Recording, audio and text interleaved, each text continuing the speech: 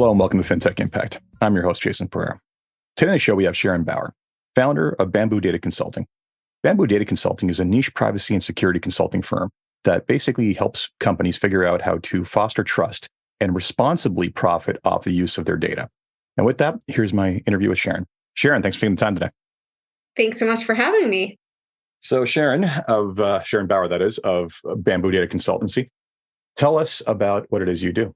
Yeah, so we at Bamboo, our purpose is really to empower businesses to make better business decisions that will build sustainable privacy and security programs so that they can instill confidence in their customers, partners, and investors. What we do is we look at how businesses use data, how they protect data. We make sure that they're compliant with regulations.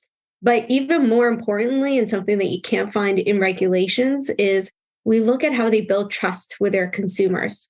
And that is instilled in values and principles within the business. And we try to help them foster that. Okay, so we're going to jump into that because it's a loaded topic. Talk to me about the origin of your company. How did it come to be?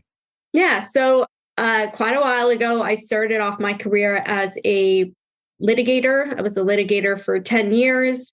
Didn't love my job, was trying to find something to be super passionate about. I stumbled across privacy and the issues related to privacy, and it intrigued me. I felt that there was this paradox between wanting to use technology that was collecting my personal information, yet wanting to protect my privacy. I found that really fascinating and a philosophical topic.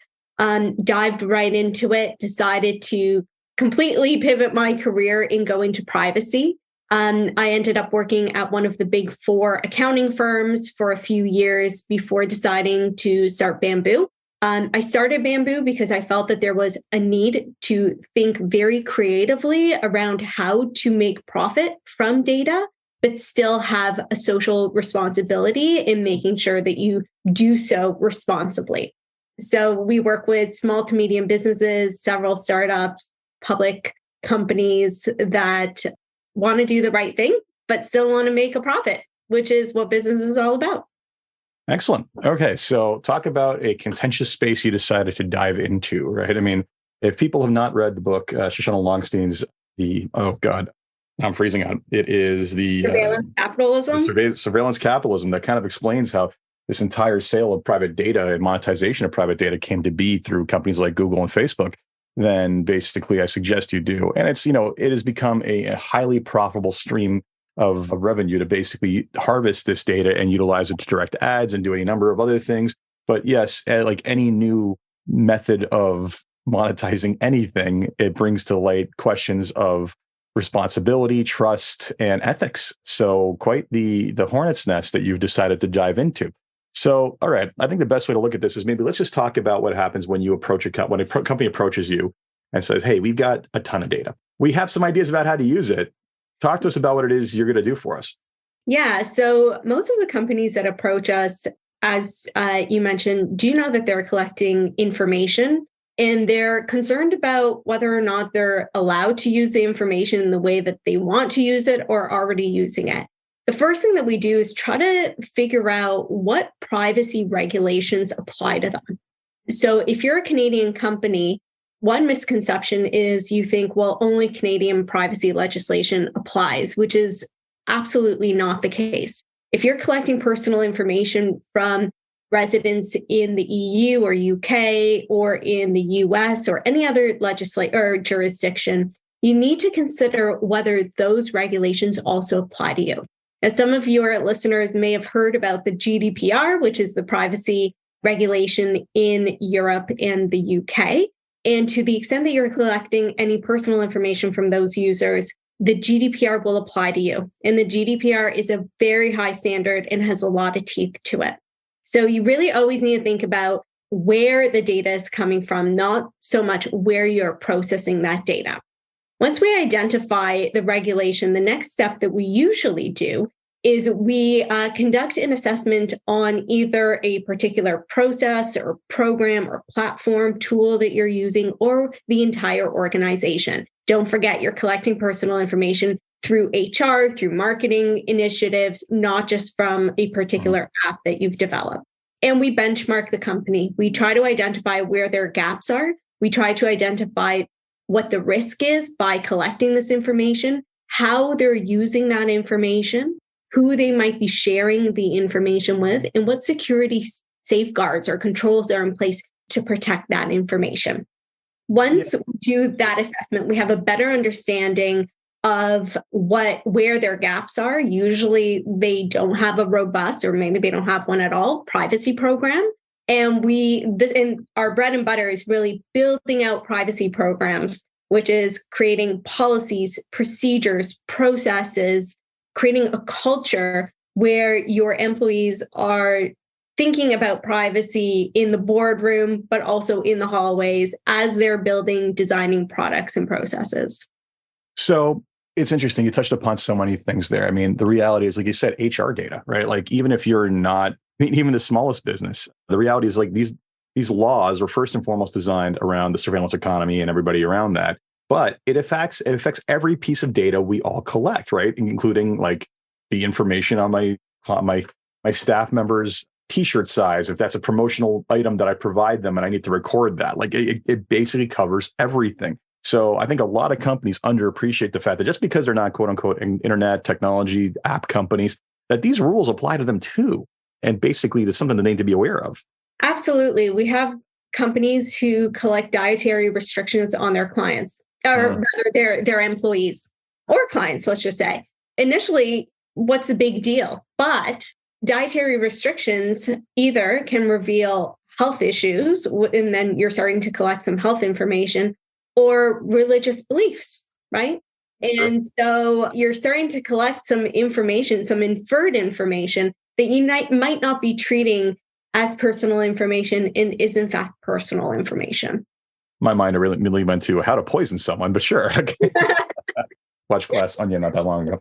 Anyway, so yeah, I mean, like even stuff like that. And okay, so in a lot of companies, frankly, starting up, especially when they don't come from a data intensive background, I mean, most people won't even have this enter their mind, right? They're too busy when they're starting up to basically just get going and survive to think about data policies. And then all too often, these things evolve into giant, basically messes of, oh boy, now we should have thought of a policy a long time ago. I'd make the argument that Facebook and Google found themselves in the exact same role after they invented all this. But so basically, where's kind of that point where companies typically find that they start to take this seriously or start to realize they have an issue? Mm-hmm. I do think that it's like a progressive approach that a company should take. And what I mean by that is any company that knows that they're going to be relying on personal information to run their business, to generate a profit in their business, needs to think about privacy from the very foundation of their business. This is what we call privacy by design. And I'm not suggesting that you need a robust privacy program, but you need to think about from the initial stages of your design, what information you're collecting, how you intend to use it. Do you have a lawful basis for collecting that information? Do you need to seek consent? How is the data flowing through the various business functions or to third parties? If you don't think about those things at the very initial foundation or design of your platform, for example, if that's what you're designing, then you're going to be at risk of having to redesign the whole thing. Because once 5-10 years, you start thinking about privacy and compliance, you realize, oh crap, we can't really do that. Guess what? You're going back to the drawing board and spending more money. There's huge business disruption and a significant amount of time wasted. And I've seen this done before with a startup, and they were up and running. They were successful. And then they decided, you know what, we want to go public. We want to look at our privacy practices. We came, and we're not here to tell you what you can't do and try to inhibit your growth in any way, but we are here to tell you where your risks are. And if there's a significant risk because you weren't collecting proper consent, you're using this information for a purpose for which you never even told the users that you would use that information for, that's a huge problem. And so they had to go back to their developers, redesign the entire app, the entire client journey, really. And that created a huge disruption for them. Yeah, no doubt. I mean, especially when you start when you start off and your things are slow, it's easier to build a platform to basically move faster on later, as opposed to going back and reinventing everything. That is as a painful way to do things, because when those processes and everything else are already well laid out. Yeah. So Jason, I want to give you one other example that I think might resonate with some of the listeners. I just finished working with a startup. They did not have one client yet, and they were trying to get their first client, and they're a B2B company.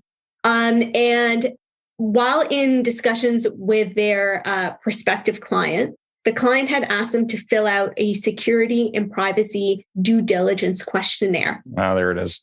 And so they looked at it and they realized all the answers were, no, we don't have this. No, we don't have this policy, not this procedure. We don't know. We don't know how we're protecting the information. And guess what? That prospective client said, well, you're a huge risk to us. And unless you have these systems in place, we can't work with you. As much as we love what you have to offer us, and it's a huge value to us, we can't. And so they hired us to come on board, build out their privacy program. Again, they're so small. They're like a 2-person company. And so we try to build a program that is realistic for a 2-person company, but a company that still collects very sensitive information. And at the end of that process, they were able to answer that questionnaire truthfully, and to the extent that ended up landing them that gig with the new client, their very first client. So that is another thought for your listeners. Even if they're a B2B, they are a risk to their prospective clients, especially when they're handling personal information. Well, I think the examples I've seen with companies that I deal with, that I advise, is that, like, if you're a B2B, you're probably going to be alerted about this need far sooner than a B2C company starting off, right? That's the outside partnerships that you look to draw when they basically just give you that checklist and you go, yeah, nothing.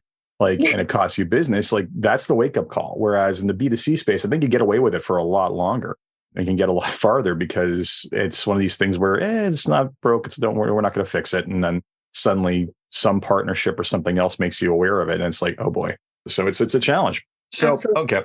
So you help put in place these frameworks. Like, can you give me some of the key best, like, what are the key best practice areas you look at? Is it like, I'm guessing it has to do with like who has access to permissions, what data is being shared, under what circumstances doesn't need to be shared? You know, what's involved in all this?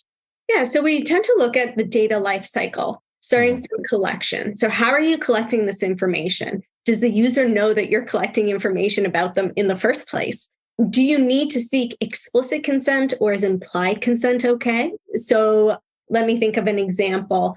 With collection of data, for example, most recently, Facebook came under fire again because they were collecting personal information, of course, about individuals for the purposes of targeting ads at them. Instead of seeking explicit consent to do that, what they did was they embedded it in the terms of use, terms of service. There was a big investigation on this, and turns out that Facebook should have obtained explicit consent to do so. Another example, maybe one that's more appropriate for your listeners, is if you have a chat on your website, right? An AI tool, or maybe not even an AI tool, but it is recording. There's a transcript recording that chat, and you are collecting information from EU or UK users. You need to seek explicit consent to collect that information and to record that chat or a transcript of that chat. So those are things that you might not automatically be thinking about. Do I need to seek consent? Do I not need to seek consent? It usually starts off there with a collection. Then it goes on to, well, what is the purpose of collecting this information? Are you using it for your own purpose to provide a service? Are you using it for a secondary purpose, such as to improve your own business? And that is a concern as well. We always need to think about being forthcoming with the reason why we're collecting information. We need to look at where we're storing information. Are we storing it within the jurisdiction that you're doing business in? Are you collecting EU data, but then storing it in the US? If so, there's going to be some steps that you need to take, contractual measures, as well as organizing. Well, let's be clear about this, because this is the thing. This is a bone to pick for me so badly living in Canada. And Number one question that comes up is when we're looking at vendors is, oh, where's the data stored? My response is that's not a point. Like the point is that do they meet up to the requirements to store them outside the country? And even a regulation, PEPIDA, that specifies this specifically says we don't say you can't do it. We just say here's the criteria for what you have to do. So right. That's my rant. And thank you for confirming that, because it's kind of like become the obstacle people throw up when they're just scared and they don't know what else to say, or they just don't. People basically say it, they don't understand the problem. So let's be clear: you can store outside of the jurisdiction. You just have to meet the jurisdiction's requirements for storage. Well, so yes. So, and again, it all depends on what jurisdiction we're talking about, both the originating country where the data was originally obtained and where it is being stored. So in Canada, our laws say that you can store data wherever you want to. It does not have to stay in Canada. We're talking about private sector, okay? And I'm also not talking about health information. Health information is a little bit different. PHIPAA is a little bit different, and most likely you will need to store it within Canada, okay? We're talking about private companies, and so you can store it wherever you want, so long as you notify the individuals in your privacy notice that their personal information may be stored out of Canada, and that their personal information will be handled in accordance with the laws in which the data is stored. So if it is stored in the US, then US regulations will apply to that data. So if the US government has legislation that allows them to review data, then that data might be reviewed by government agencies. Okay. However, if you're collecting EU data and you're transferring it to the US, it is not that simple.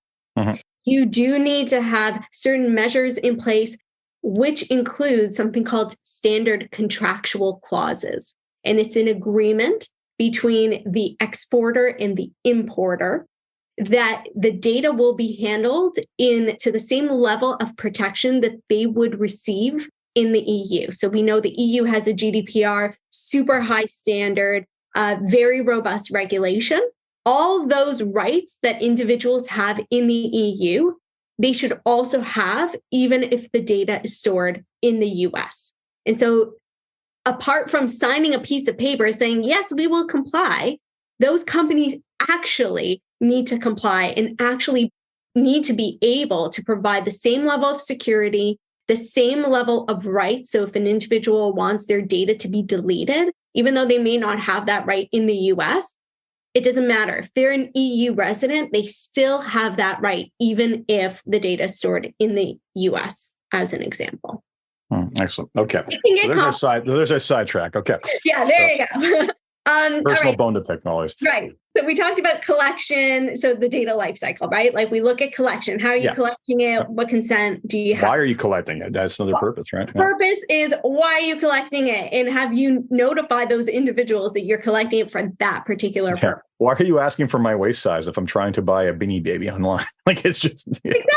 Exactly. Well, like, ding, everyone should be concerned about that. But some people just don't even think. Next, where are you storing it? We discussed that. Fourth is, who do you share it with? Both internally within your company. Like, why does, DevOps need information about a user's personal information? Like, perhaps they should only be getting anonymized data to be working with. So we're always looking at who has access to that information inside your company, because you can have rogue employees, believe it or not. And we've seen that time and again. And then also third parties. Third parties, your vendors are probably one of your biggest risks. There's a misconception. Oh, like it was my vendor's fault that the data was breached. It was their breach. It wasn't us that was breached. It doesn't matter. If you gave that information to your vendor, you are the custodian of that information and therefore ultimately responsible and liable. So you can outsource data, you cannot outsource your responsibility. And that is something that must be remembered. And you must do your vendor due diligence, right? We talked about that at the beginning where my B2B client was asked to fill out a questionnaire. That was because that company was doing a really good job doing vendor due diligence on my client. As much as my client hated it, like I commend their client for doing that. You need to make sure that the vendor that you are in business with also has good privacy and security practices and are not using that data for their own purpose. It has to only be for the purpose of providing you with a service.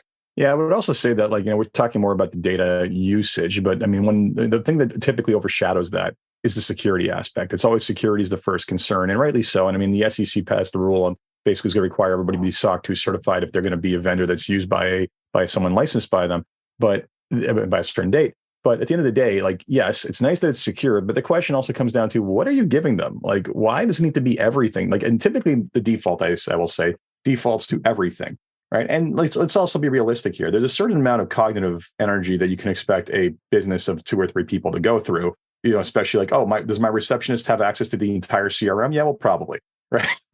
I think that's responsible. But at the same time, when you start getting to the point, like you said, with DevOps, and for example, does a company that as they scale and has different departments who have very specific needs or very specific purposes, do they need broad generalized access? And the answer is typically no.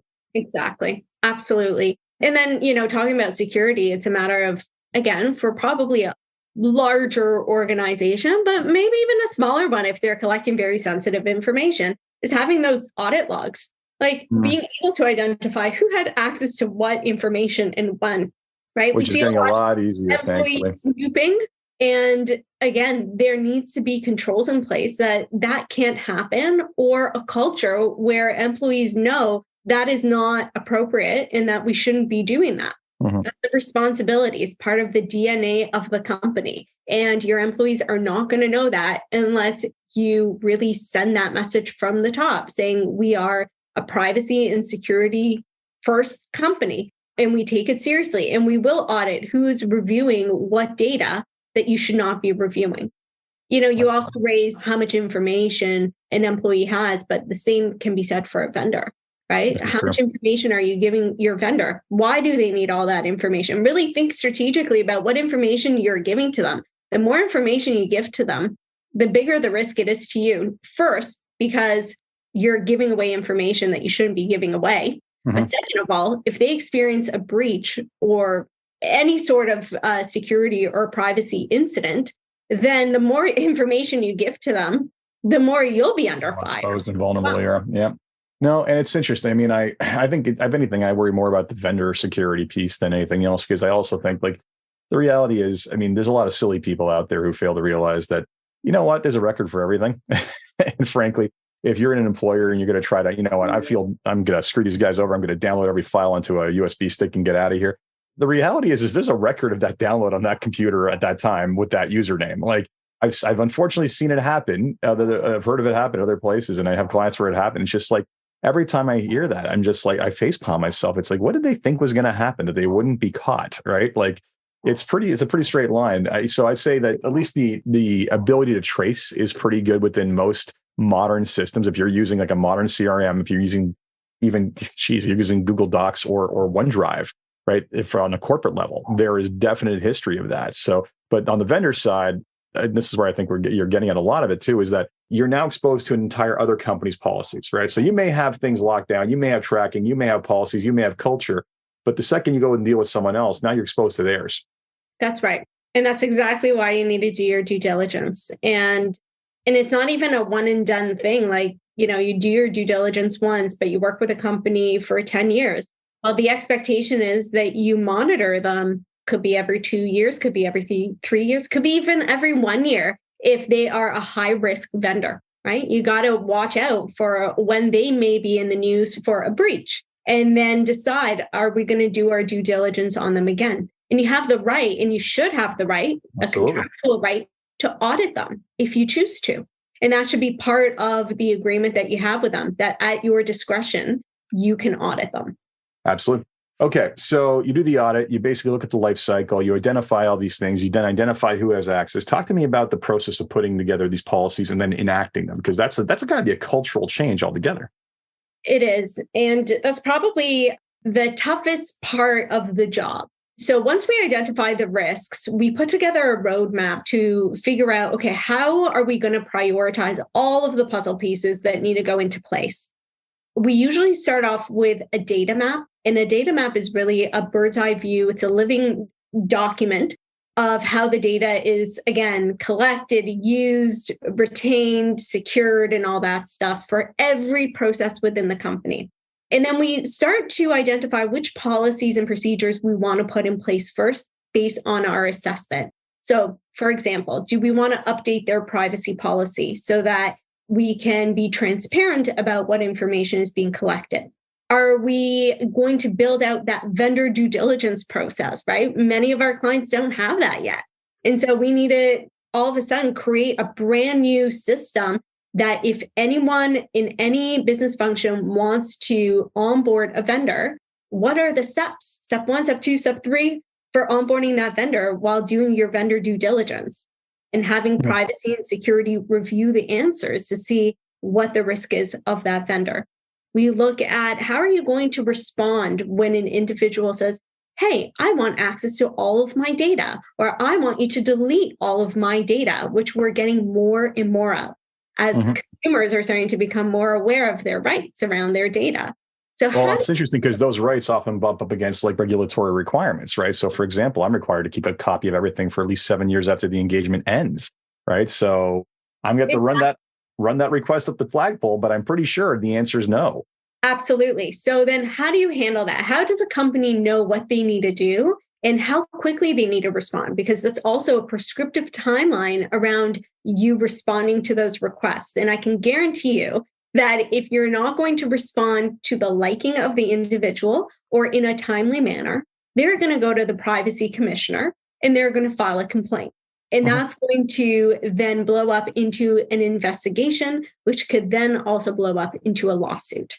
So having all those processes in place and training yourself on how to handle them, including privacy complaints that may come up, is really important. Now, of course, there's so many other aspects and pieces to a privacy program. But one thing that you touched upon was change management, right? Like you have a company that has existed for many years, and all of a sudden we're coming in here and saying, hey, we need to change things up. The most important thing, quite honestly, is we try to humanize the entire approach. At the end of the day, we're all human beings. We all are accustomed to certain ways that we do it. And it's a matter of trying to figure out the psychology of your employees and how to make sure that, number one, you're not scaring the crap out of them, right? Although this is a very scary thing, and many companies try to use fear with privacy and security. Oh, there's going to be a breach and regulators are going to come in, class action lawsuits, board liability, blah, blah, blah. Of course, all that is a risk, but I don't think that your employees are going to be very receptive to it. If anything, it's going to scare them because they don't really understand privacy and security, or maybe even technology. And so being able to speak to them in a way that they understand, in a way that is comforting to them, to know that you are there, we as Bamboo, we are there to help them and to enable them, not to scare them. And so we work very closely with every business function to understand what are their pain points, what are their objectives and goals with data. They're not collecting data just for the fun of it. Clearly, they're collecting it because there's some sort of a benefit. So what is that benefit that they're trying to achieve? And how can we help them achieve that benefit in a responsible way so that they can sleep better at night knowing that they're doing the right thing and not putting the business at risk? So it's all about communication. Communication is huge when it comes to privacy and security. Absolutely. And I mean, I think it is hard not to instigate, to basically say this needs to be done. And because of these risks, without scaring the pants off people, quite honestly, I mean, it's a serious thing, especially if you're just an employee, right? You're like, oof, like I didn't sign up to endanger my career. Is a lot of the thinking I would think they would go through. Absolutely. And look, for sure, part of the reason why privacy and security is in place is because of risk and the fear that something is going to happen to the business. But I'm not convinced that that is the best approach to use with your employees. Your employees need to, of course, understand the risk 100%. That's like all about awareness and bringing awareness to your employees, but making them feel really empowered that they're doing the right thing and that you are trying to work with their existing processes. We're never here to try to like recreate everything that they do. That's never going to work. And employees are going to get really annoyed with us if we do that. We try to really study exactly what they do and work with them to try to find a better way of doing it. And not so much like a better way in terms of efficiency, but a more responsible way of doing things. Absolutely. So talk to me about implementation time. How long does it take from the time that you get in there until like you kind of sign off and say, okay, like our consult here is pretty much like you've implemented at least all the steps we've said. I mean, I know it's pretty much an ongoing process, right? There's always new data coming in. There's always new challenges, but getting past that first threshold of going from, let's call it non-conforming or non-compliant to compliant, how long does that typically take in your history? Yeah, honestly, it really depends. And I hate that answer, but it really does depend on the size of the company, right? Like, are we dealing with a 1,000 employee company? Or are we dealing with a 2 people company?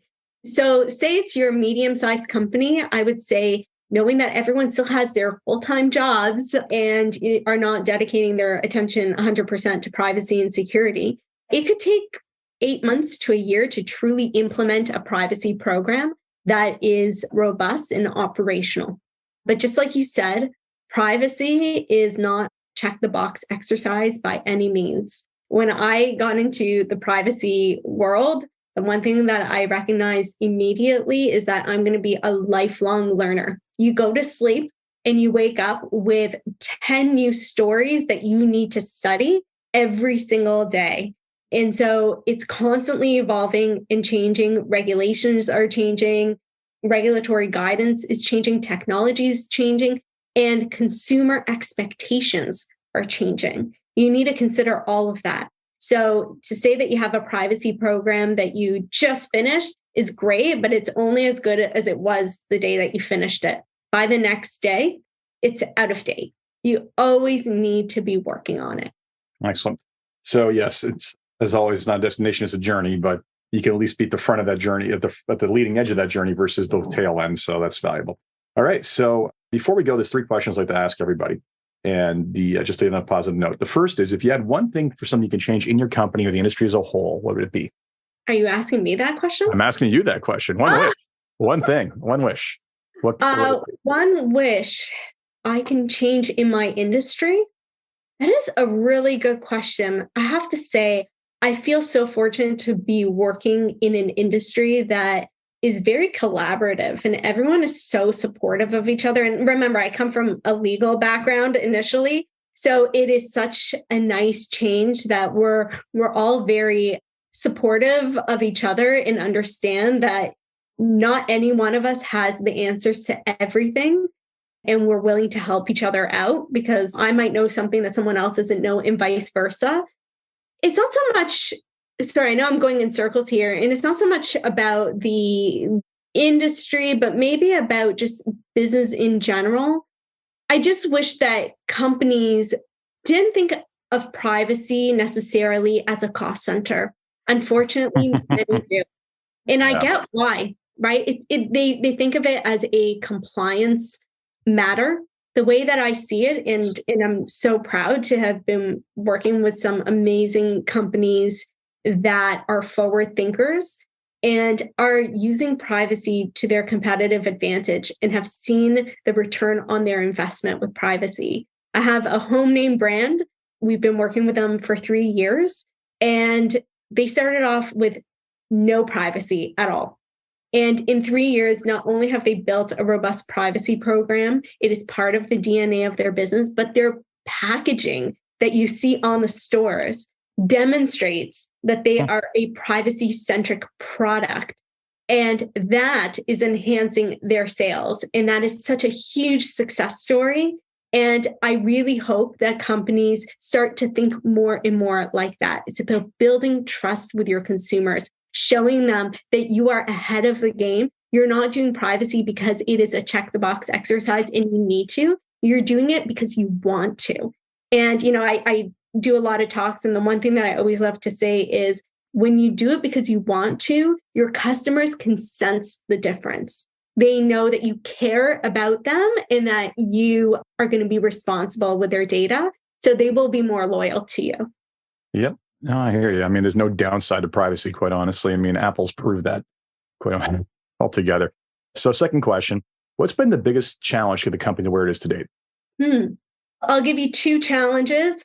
Number one is always needing to bring awareness to the topic. Again, privacy is not always top of mind for all companies. It is a huge endeavor on us to educate, and bring awareness. So that is like half of our job, other than actual paid job, but we love it. And we're obviously very passionate about it. So to us, this is a fun thing to do. The other challenge, just as a business, is because the privacy industry is somewhat young as in it hasn't been around for as long as other industries have been around. It is hard to find really good talent. Yeah. And so for me, like as a business owner, I'm always looking to work with the best, but not just the most educated, but individuals who really have a business mind and are not there to tell our clients, you can't do what you want to do. It is a matter of finding a solution so that they can do it and do it in a way that's compliant and responsible. So finding that mix of privacy knowledge, implementation, like practical application of privacy, but also having a really good business mind and being creative. I know I'm asking a lot, but I have high standards. Fair enough. Excellent. And then the last question for you is, what excites you the most about what it is you're working on and keeps you getting up in the morning to fight the good fight? It is knowing that I'm making a difference, and it might be behind the scenes and no one really knows about it, but knowing that I have made a significant difference in brands that we use and I've protected individuals' privacy is so thrilling to me. And I feel like I'm doing some social justice work in a way. And that is what keeps me going. Well, I mean, the good thing about you, the interesting thing about your job is that no announcement's a good announcement, right? Like at the end of the day, keeping people out of trouble is exactly what you're looking to do. So if the companies you work with never get into a privacy breach, no one ever hears about them, that's victory. But it's always the attention to the other ones that goes to the other ones, quite frankly. Yeah. And listen, I'm not going to suggest that none of my clients will experience a privacy breach or incident. It doesn't mean that they don't have a good privacy program. We always say, it's not a matter of if, it's a matter of when. But so long as you are prepared for it, then you're the winner at the end. That's true. Exactly. Sharon, thank you so much for your time. Very much appreciate it. Thank you. So that was my interview with Sharon Bauer of Bamboo Data Consulting. Hope you enjoyed that and hope you learned about your obligations for data privacy at all levels of your business development. Just remember, just because you're small or starting out doesn't mean you're absolved. And if you're large and highly profitable, you're really on the hook for it. As always, if you enjoyed this podcast, please leave a review on Apple Podcasts, SoundCloud, Stitcher, Spotify, or whatever is your podcast. Until next time, take care.